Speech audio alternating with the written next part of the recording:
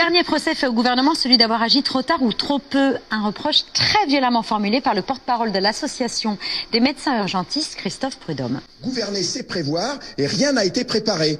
Et n'en déplaise au Premier ministre, on se bat aujourd'hui, on est tous sur le terrain, mais à l'issue de la crise, il faudra que les responsables passent à la caisse et payent. Il y a une grande colère, vous savez, chez les professionnels de santé aujourd'hui par rapport à cette gestion de la crise. Nous choisissons les patients aujourd'hui qu'il faut mettre en réanimation. C'est ça la vraie vie.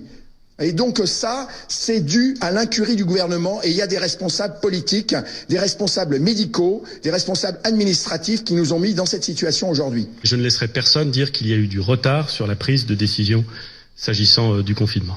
Vite, mais je trouve vraiment que M. Prudhomme est gonflé, parce que c'est sur le plateau de LCI qu'il s'exprimait le 6 mars. Il serait intéressant de l'entendre.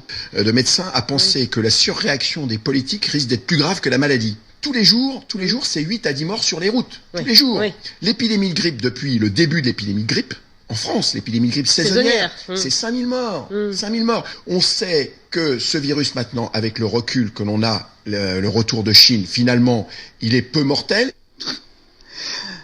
C'est terrible pour M. Prudhomme, le représentant de la CGT. C'est un spécialiste santé.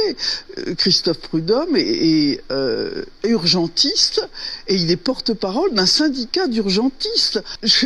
Les bras m'en tombent.